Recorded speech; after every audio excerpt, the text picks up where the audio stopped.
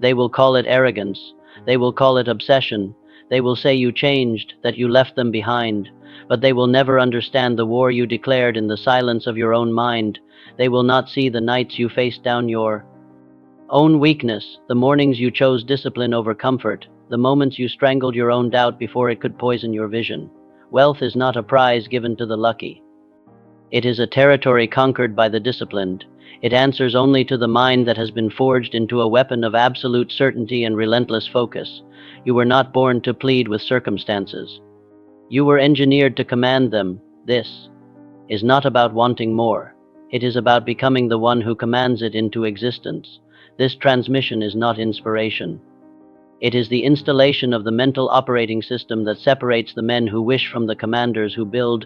The code to attract unlimited wealth is not outside of you. It is a set of laws you must install within, and the training begins. Now, you are here because the man you are is no longer enough. The man you are capable of becoming demanded you show up. To continue this transformation and receive your ongoing training, subscribe now. This is your enlistment. They will look at your inevitable success and whisper the word luck. They will see the fruits of your labor and call it coincidence or good timing. They will rationalize your achievements as a gift of birth or circumstance, something they themselves were denied. This narrative is the comforting lie the undisciplined tell themselves to justify their own inaction. Let them have their stories. Let them find solace in their excuses. You must know the truth. Every great fortune, every monumental achievement was first born in the crucible of an inner war. It was forged in the silent battles fought against your own demons late at night. When the world was asleep, it was built on the ashes of your former self. This is where the separation occurs. Not in the bank account, not in the public eye, but in the private war room of your mind. While others surrendered to their doubts, you went to war with them. While they waited for motivation to strike, you manufactured discipline from thin air. You chose the pain of growth over the ease of stagnation. Wealth is the consequence of this victory. It is the spoils of a war that no one else can see. It is the physical manifestation of a mind that refused to surrender its vision. You do not get lucky. You get what your mental conditioning demands. You must burn this truth into your subconscious. This is not a game of chance. It is a campaign of conquest. The enemy is not the economy, the market, or your competition. The enemy is the weakness within you that believes in luck. Your first act of command is to destroy that belief system and replace it with the law of cause and effect. You must internalize this now. Your life is a reflection of your internal standards. The war for your future is fought and won on the battlefield of your daily thoughts. You are the sole commander of this force. Act like it. Observe the world around you. It is a symphony of distraction, a relentless assault on your focus. Every notification, every piece of news, every opinion is a soldier sent by the enemy of mediocrity to scatter your mental forces. A scattered mind is a weak mind, and a weak mind can never command wealth. Wealth does not respond to a wish, a hope, or a casual desire. It is a force of nature that yields only to one thing: a mind that has been trained to hold a single, unshakable purpose with relentless, burning intensity. It bows to the man who can shut out the noise of the world and listen only to the music of his own vision. Think of your mind as the lens of a powerful laser. Dispersed, its energy is harmless and ineffective, lighting up nothing. But when focused to a single, fine point, it can cut through steel. Your definite purpose is the mechanism that focuses that laser. Without it, you are merely warming the air with potential. With it, you are a force that can reshape reality. This is the work that separates the dabbler from the dominator. The dabbler has a dozen good ideas. The dominator has one great obsession. He has defined his target with such crystalline clarity that it has become more real to him than his present circumstances. This is not a suggestion. It is a law of power. Your task is not to find more opportunities. It is to eliminate distractions. Your mission is to choose one target and devote the full, undivided power of your will to its attainment. This requires a level of ruthlessness with your own attention that few are willing to cultivate. You must be willing to be misunderstood. You must be willing to say no. Right now, declare your primary target. Not a vague goal, but a specific, measurable objective. Write it down. Look at it. This is your North Star. Every thought, every action, Every decision from this moment forward must be in alignment with this command. This is the first law of mental wealth. The fundamental error of the masses is the belief that wealth must be chased. They run, they hurry, they hustle, depleting their energy in a frantic pursuit of something they believe is outside of them. This is the mindset of the predator chasing its prey, and it is exhausting, inefficient, and ultimately ineffective. You must operate under a higher law. Wealth is not something you chase, it is something you attract. It is a resonant frequency, and it is drawn to a mind that is tuned to its exact vibration. Your work is not to run after money. Your work is to become the man to whom money is magnetically and inevitably drawn. This is a profound shift in identity. It is the move from being a beggar to being a magnet. A beggar pleads, a magnet pulls. A beggar operates from a place of lack. A magnet operates from a place of core strength. The world does not give you what you want. It gives you who you are. Think of Henry Ford. He did not chase individual car sales. He built a system, a new identity for manufacturing that attracted millions of sales as a natural consequence. He became the magnet. He focused his entire being on value, efficiency, and a grand vision, and the wealth followed as a matter of law. So how do you become this magnet? You train your mind to think, act, and believe like the person who already possesses the fortune you seek. You saturate your consciousness with the feeling of your wish fulfilled. You do not hope for it. You live from it. This is not delusion. This is discipline. Stop chasing. Start building. The energy you were spending on pursuit must now be redirected inward to the forging of your new identity. Who must you become too? Make your desired wealth an inevitability? Define that man. List his traits, his standards, his beliefs, and then begin the work of becoming him, one thought at a time. Every object you see, every skyscraper that pierces the sky, every technology that shapes our world was once nothing more than a single invisible thought. It was an ethereal spark. In the mind of a single human being, this is not philosophy. It is the most practical truth of creation. Impulses of thought are the seeds of all empires, personal and professional. Consider Andrew Carnegie. He was a penniless immigrant, but in his mind he held a thought, an obsession that steel would become the backbone of a new world.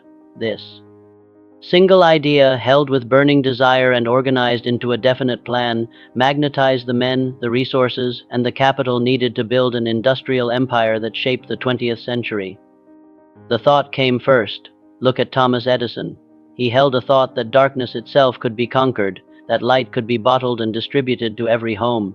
He faced over 10,000 failures, a number that would crush an ordinary man. But his thought was more powerful than any failure. His vision was a command to reality, and reality eventually had no choice but to obey. These men were not gods. They were masters of a single skill that you must now master, the ability to control and direct their own minds. They did not allow their reality to dictate their thinking. They used their thinking to dictate their new reality. They trained their minds to obey their vision, not the other way around. This power is your birthright, the same creative force that they harnessed resides within you now, waiting for your command. Your mind is the command center. It is the soil from which all of your results will grow. What you plant in it, you will harvest in your life. Plant thoughts of lack, and you will reap a life of scarcity. Your training begins with the conscious selection of your thoughts. You must become the supreme authority of your own mind. You must decide what grows there. Begin today. Plant a seed. Hold the image of your completed goal in your mind. Water it with faith. Protect it with discipline. This is how worlds are built. Listen to the frequency of the average mind. It is tuned to a constant, grating static of fear, doubt, and mediocrity. It wakes up and immediately tunes into the frequency of the world's problems, the news, the opinions of others, the failures of yesterday. It is a mind that reacts, it does not create. This is the default setting for the human animal, to be a passive receiver of whatever life throws its way, to drift on the currents of circumstance, complaining about the destination without ever realizing it never sees the rudder. This is the mental state of 97% of men, and it is a self-imposed prison. They wonder why wealth avoids them. They wonder why opportunity seems to knock on every door but their own. They lament their lack of progress, their string of bad luck, their inability to get ahead. The answer is brutally simple. They have never claimed authority over the one thing they can truly control: their own thoughts. They live in a state of mental anarchy. Any stray thought of fear is allowed to enter and set up camp. Any whisper of doubt is given a throne. They have abdicated their power, surrendered the kingdom of their mind to invading forces of negativity without firing a single shot. And they wonder why their life is a reflection of this chaos. You must see this not as a character flaw in others, but as a warning. This passive, reactive state is a virus. If you allow yourself to be exposed to it, to sympathize with it, to participate in it, it will infect you. The mindset of scarcity is contagious, and it is lethal to your ambition. Your first duty as a commander is to conduct a diagnosis of your own mental frequency. Are you waking up and creating your day with intention, or are you reacting to the agenda of others? Are you tuned to the frequency of your vision or the static of the world? Be honest. The answer will determine your destiny. And if you don't like the answer, you now know you have the power to change the station. You feel it, don't you? That slow, seeping poison of negativity. It comes disguised as a news report, a cynical comment from a friend, or a realistic opinion from family. Each one is a small drop, but they accumulate, creating a toxic sludge in your mind that drowns your ambition and corrodes your vision. You end your day feeling drained, uncertain, without knowing why. This is not an accident. It is a failure of defense. Your mind is a sovereign kingdom, a fortress, and you have left the gates wide open for any wandering vagabond of doubt or peasant of pessimism to enter, squat, and contaminate your domain. You have allowed the enemy to supply its army from within your own walls. This is not a weakness of character. It is a catastrophic failure of strategy. You must now become the ruthless guardian of this sacred space. Like a king who inspects every visitor at the castle gate, you must interrogate every thought, every piece of information that seeks entry into your consciousness. Does it serve the mission? Does it align with your vision? Does it strengthen your resolve? If the answer is no, you must deny it entry without apology or hesitation. The great Stoic emperor, Marcus Aurelius, ruled an empire, yet he understood his most important territory was his own mind. He meticulously journaled, filtering his thoughts, reinforcing his principles, ensuring the chaos of the world did not breach the citadel of his inner peace and purpose. He knew that an empire ruled by a chaotic mind is destined to fall. You must govern yourself with the same vigilance. From this moment on, you are the supreme commander of your mental environment. You choose the inputs, you curate your influences. You decide whether to fill your mind with the static of the masses or the symphony of your own powerful purpose. This choice, made every single moment, is the true work of building an empire. Your first command in this new role is this: for the next 24 hours, you will place your mind on a strict diet. Consume no news, no social media feeds, no conversations that do not directly fuel your mission. Starve the voices of scarcity. Declare it now. I am the sovereign of my mind. I decide. WHAT enters. The average man sees a problem in his mind, shuts down. He calls it a roadblock, an obstacle, a sign to stop. He sees failure and feels shame, defeat, a confirmation of his inadequacy. His emotional reaction to adversity is the very chain that keeps him anchored to mediocrity, forever trapped in a cycle of attempt and retreat. This is a programmed response, a mental software of victimhood. It is the belief that the world happens to you. This programming ensures that every challenge reinforces your weakness, every setback solidifies your identity as a struggler. As long as you run this code, you can never win, because the rules of the game are rigged against you by your own mind. The wealthy mind operates on a different code entirely. It does not see problems. It sees puzzles waiting for a solution. It does not feel failure.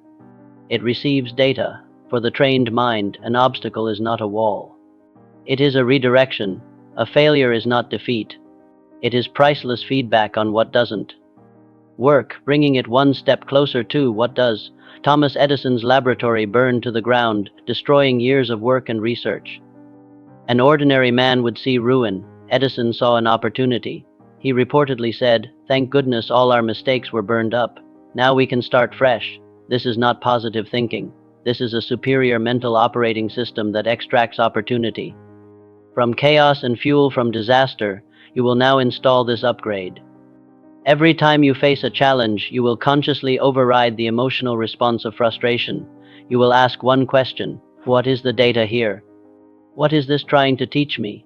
You will transform problems from enemies that attack you into sparring partners that strengthen you. This is your new protocol. The next time something goes wrong today, you will not allow yourself the indulgence of complaint. You will stop, take a breath, and write down 3 things the failure taught you. This is non-negotiable. You are no longer a victim of your circumstances. You are a scientist of success, and every result is just more data for your victory. How does your day begin? For the masses, it begins in chaos. The alarm blares, the phone is grabbed, and the mind is immediately flooded with the emergencies, opinions, and agendas of others. They start their day defending, reacting, already behind in a battle they didn't even know had started. Their day is lost before their feet hit the floor. This passive acceptance of mental programming is the root of an aimless life. You are being programmed every single day, whether you realize it or not. The only question is whether you will be programmed by the random chaos of the world or by your own deliberate, focused intention. To leave this to chance is to guarantee defeat. You must reclaim the dawn. The first hour of your day is the rudder of the day. You will seize it. You will dedicate it to programming your mind for victory. Before the world screams for your attention, you will find silence.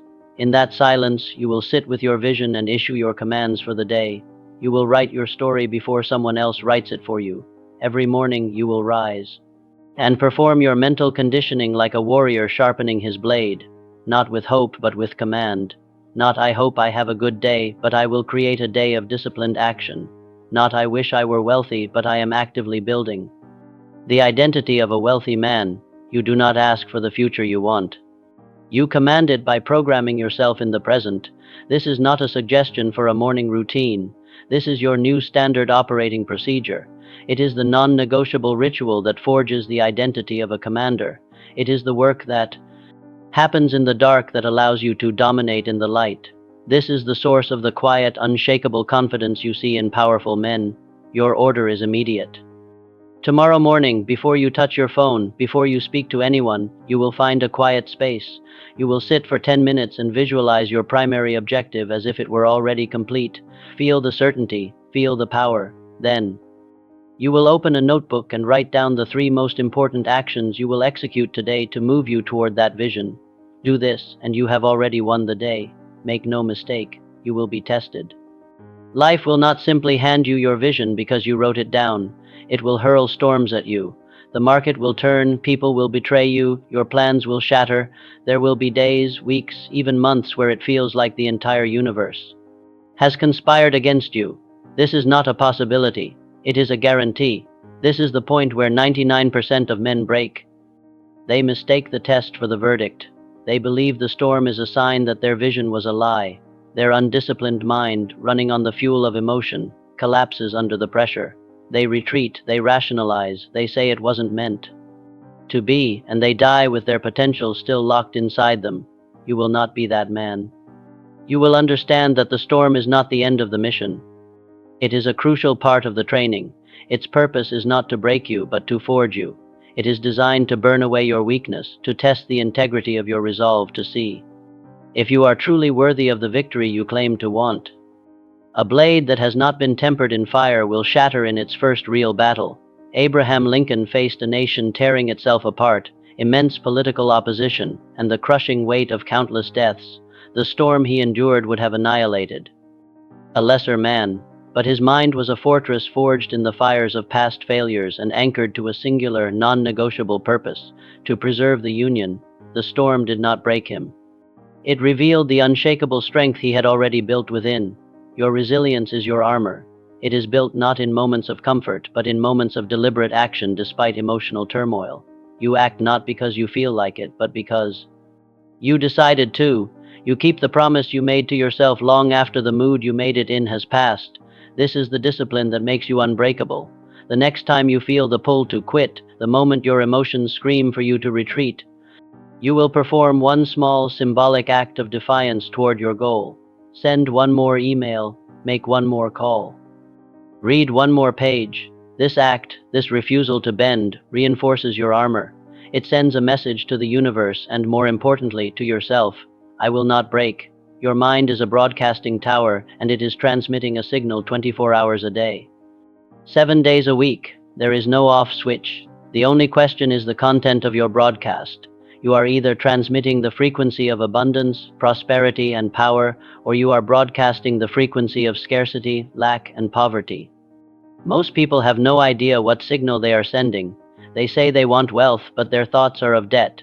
They say they want success, but their conversations are filled with complaint. They say they want opportunity, but their focus is on obstacles. Their broadcast is a chaotic mess of contradictory signals, and they wonder why the universe delivers a chaotic mess of results. It can deliver nothing else. This is a fundamental law as real as gravity, attracts like. A mind saturated with thoughts of scarcity can only attract more evidence to justify its beliefs. It will notice every closed door, remember every past failure, and see every reason why something is impossible. It is a magnet for lack, actively repelling the very opportunities it claims to want. Conversely, a mind that has been deliberately trained to transmit the frequency of abundance operates under the same law, but in its favor, it is conditioned to see opportunity in every problem, to find the lesson in every failure, and to act with the assumption of success. It becomes a magnet for the people, ideas, and resources that resonate with its powerful, coherent signal. You must become a conscious broadcaster. You must take absolute control of the signal your mind is emitting. This is done through a process of disciplined mental hygiene. It is the conscious choice to replace a thought of, I can't afford it with, how can I create it? It is the decision to starve thoughts of doubt and feed thoughts of certainty. Your task is to monitor your own broadcast. For the next hour, pay ruthlessly close attention to your inner dialogue. Every time you catch your mind broadcasting a thought of lack or limitation, you will stop, you will identify it as a hostile signal, and you will consciously replace it with a thought of powerful, abundant possibility. This is how you begin to change your frequency and change your world. Scarcity is a virus of the mind, and you have been letting it spread unchecked. It enters through your ears with the doubts of others, but it finds its true power when it comes out of your own mouth. Every time you say, I can't, it's too expensive, or that's impossible, you are not just describing a reality. You are casting a spell that reinforces its very existence. You are forging the chains of your own limitation, link by painful link, with the words you choose to speak. But there is an antidote. It is not loud. It is a whisper. It is that quiet, intuitive voice deep within that says, there is more, there is a way, this is not the end. The undisciplined mind dismisses this as fantasy, but the mind of a commander knows it is a signal from his true potential. The greats did not have less scarcity programming than you. They simply learned to amplify this whisper until it became a roar that drowned out all other frequencies. Consider Walt Disney. The world screamed scarcity at him. He was fired for lacking imagination. He went broke. He was rejected countless times. But he tuned his hearing to the whisper of a vision. Only he could see. He held the blueprint of his empire so vividly in his mind, protecting that fragile frequency of abundance from a world determined to crush it. He chose to believe the whisper over the roar of reality, and reality eventually surrendered. Your mission is to starve the virus and feed the whisper. For the next 24 hours, you will become a ruthless censor of your own language. You will catch every word of lack and limitation before it can solidify into reality. You will interrupt it. You will replace it with a declaration of possibility. You are the commander of your vocabulary. Start now by declaring this law. I do not speak the language of lack. I am the voice of abundance, the man who acts without. A clear mental blueprint is merely laying bricks at random. He mistakes motion for progress, effort for achievement. He works hard, he sweats, he struggles, but he builds nothing of permanence or value because his foundation is chaos. His life becomes a monument to wasted energy, a testament to the tragedy of undisciplined action. He is building a shack while believing he is constructing a cathedral. You must become an architect before you can become a builder. The most critical work is not done with your hands. It is done in the silent theater of your mind. You must construct your empire there first, with such detail and precision that you can walk its halls and feel its textures. This is not daydreaming. This is the rigorous, disciplined work of creation at the highest level. It is the blueprint that will guide every physical action you take. The Wright brothers did not simply strap wings to their arms and hope for the best. They flew thousands of times in their minds before their first flight at Kitty Hawk. They crashed 1,000 times in their imagination, making adjustments, refining the design, solving problems before they became physically fatal. Their mental blueprint was so robust that their eventual success to them felt less like a miracle and more like an inevitability. Your command is to stop all random action and retreat to the architect's office of your mind. Define the vision. What does your empire look like? How does it feel? What is its purpose? Render this blueprint with obsessive detail. Make it so real, so tangible, so alive that the physical world feels like the shadow and your vision feels like the reality. This clarity is the ultimate weapon against hesitation and the ultimate magnet for resources. I want to be rich. This is not a goal. It is meaningless noise. It is the vague, desperate cry of a child, not the precise command of a king. The universe does not and cannot respond to such lazy, undefined requests. A mind that tolerates this level of ambiguity is a mind that is not yet serious about victory. It is a mind that is secretly in love with the struggle, for it has not dared to define what winning actually looks like. Clarity is power. It is the sharp edge of the blade. It is the focused beam of the laser. Until you know exactly what you want, your mental energy is scattered and impotent. The man who can state his destination with absolute precision already holds a power that the drifting masses can never understand. He has given his subconscious mind a clear, unambiguous command, and it will now work relentlessly to align his actions and perceptions with that target. You must move from a vague wish to a definite plan. This requires you to answer the hard questions. How much specifically? By what date? What will you give in return for this wealth? What kind of life will it allow you to live? Who will you become in the process of achieving it? You must define your target with the precision of a military strategist planning an invasion. Henry Ford's definite purpose was not just to build cars. It was to build a motor car for the great multitude, so low in price that no man making a good salary will be unable to own one. That level of specificity for the multitude, low price, accessible to the common man was the powerful, definite chief aim that mobilized an industrial revolution. It was a command, not a wish. Your order is to perform this ritual of clarification. Tonight, take out a sheet of paper. Write down your financial target with a specific number and a specific date. Below it, write a detailed, emotional description of the life you will be living once you achieve it. Read it aloud. This is your contract with yourself. This is the first true act of creating wealth. You cannot build a skyscraper on a foundation programmed to support a shed, yet this is what most men try to do. They apply new habits and hustle harder, but they lay these actions on top of an old, infected operating system, a mental software of scarcity that has been running in the background since childhood. This software's primary function is to sabotage any success that contradicts its core programming of "I am not enough." This is why you see progress, then self-sabotage. You make 2 steps forward, and the old programming pulls you 3 steps back. It's the invisible governor on your engine, ensuring you never go past the speed limit of your own self-image. Trying to outperform this deep-seated code with willpower alone is a losing battle. You do not need more hustle. You need a new operating system. You must become a programmer of your own mind. The process is one of conscious deletion and reinstallation. You must first identify the scarcity code. These are your limiting beliefs, the stories you tell yourself about why you can't succeed. People like me don't get rich. I'm not good with money. It's too late for me. Each one is a line of malicious code that must be found, isolated, and ruthlessly deleted. This is the work of a commander taking back his command center from a foreign virus.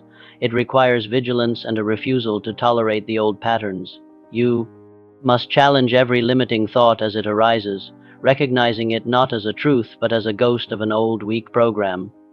You confront it with the new code, the new truth. I am the creator of my economy. I am worthy of wealth because I create massive value. Your task is to identify your primary line of scarcity code. What is the one core belief that has been holding you back? Find it, write it down, then physically cross it out. Next to it, write its powerful opposite.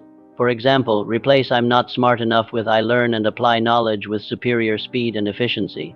This is the first step in debugging your mind and installing the software of a king.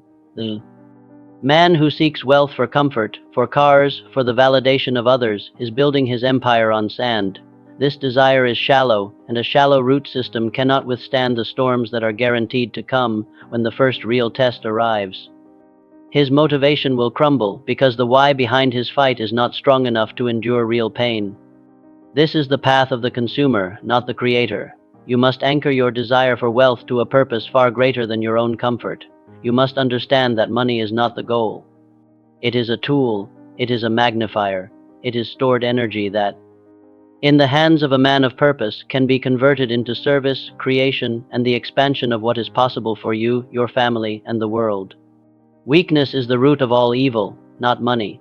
Money will only make you more of what you already are. If you are lost, it will accelerate your collapse. If you are undisciplined, it will amplify your chaos.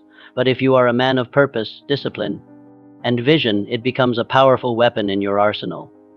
It becomes the fuel for your mission, the soldiers for your campaign, the means by which you can solve bigger problems and serve on a grander scale. Andrew Carnegie did not just build a steel empire. He built thousands of libraries. He understood that his first fortune was merely a tool to create his second, more important legacy, the expansion of knowledge for the masses. His purpose was not accumulation but distribution. This is the mindset that attracts and sustains wealth because it is rooted in contribution, not just consumption. Your first fortune must be built in your mind, not your wallet, the foundation of this fortune is a purpose that transcends your own needs. Ask yourself this question and meditate on it. If I had unlimited resources, what great problem would I solve? How would I serve the world?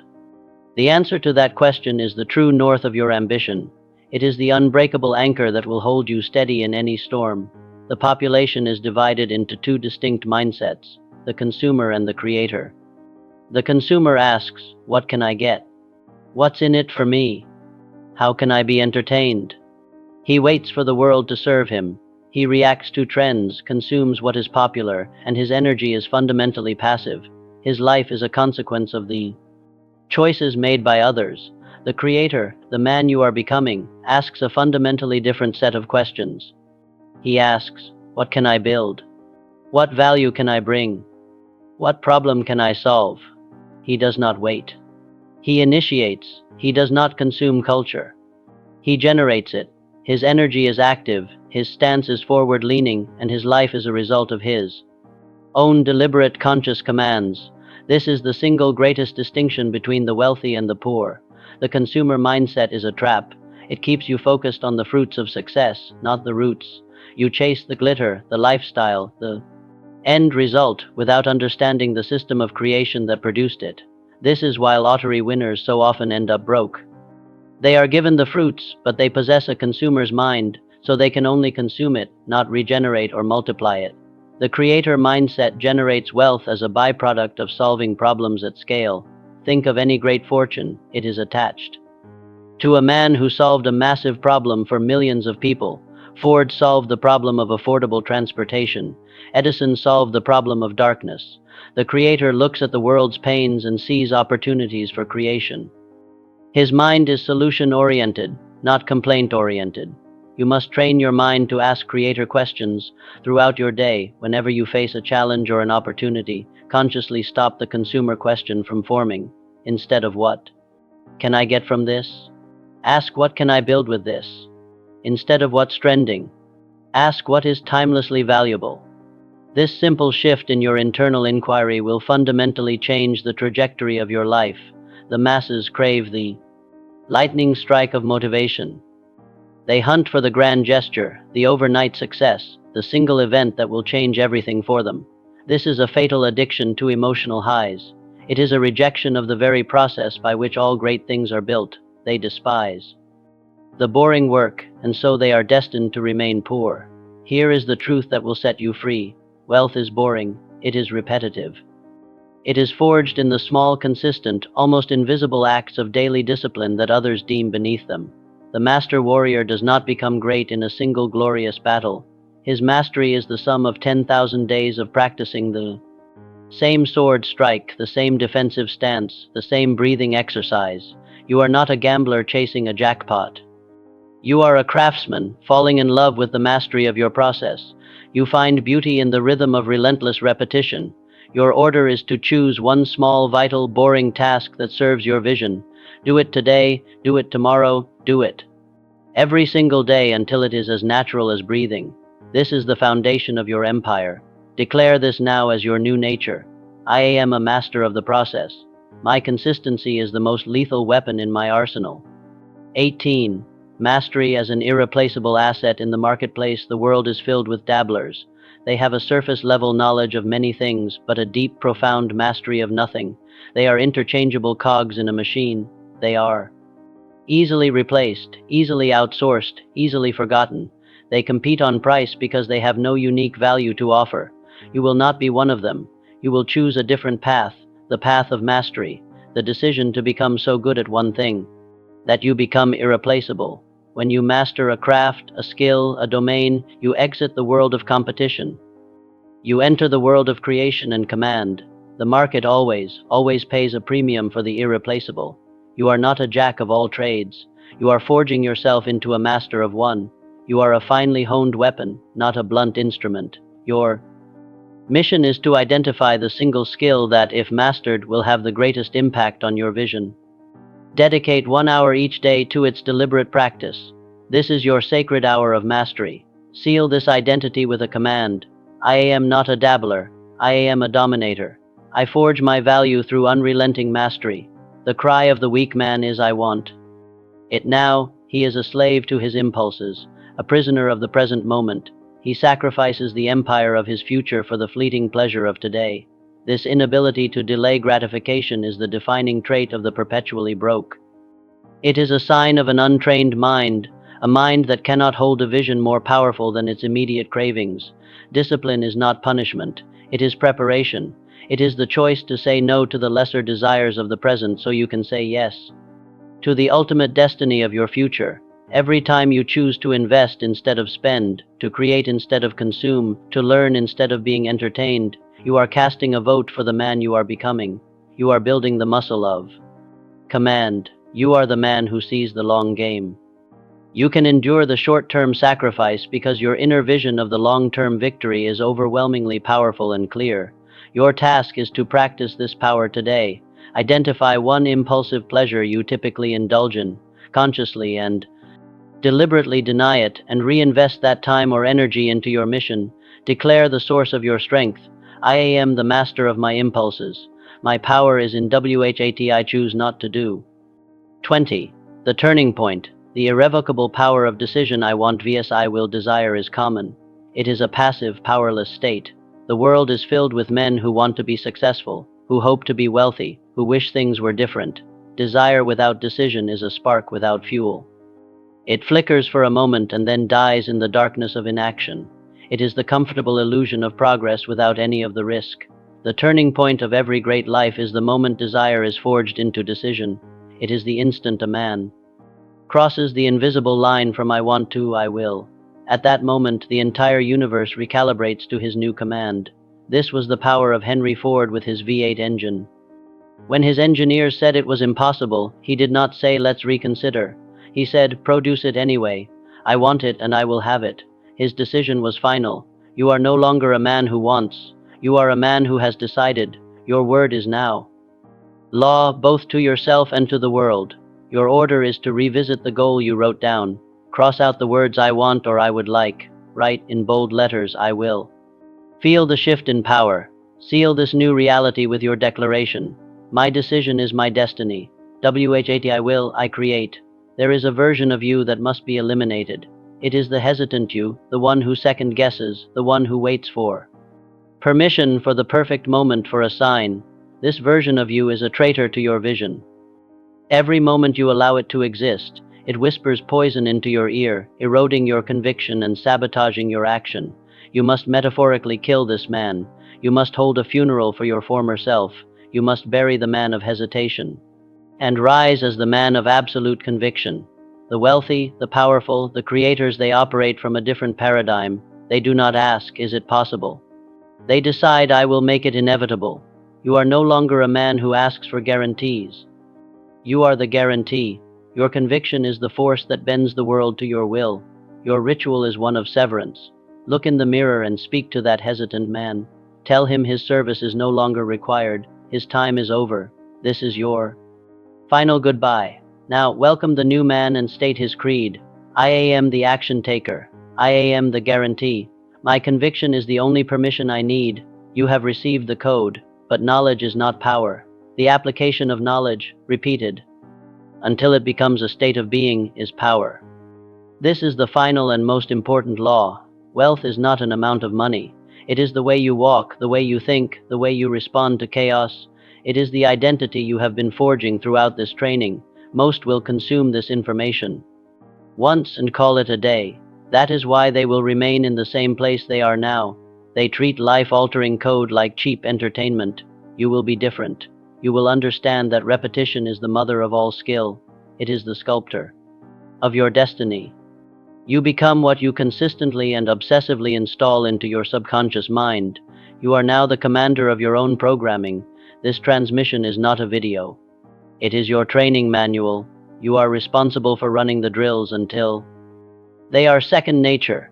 Your final order is to make this training a ritual. Return to it. Listen to it. Let the frequency of these words recalibrate your entire being. This is how you make the change permanent. This is your identity. This is your law. I am the architect of my mind. I build my reality through relentless repetition.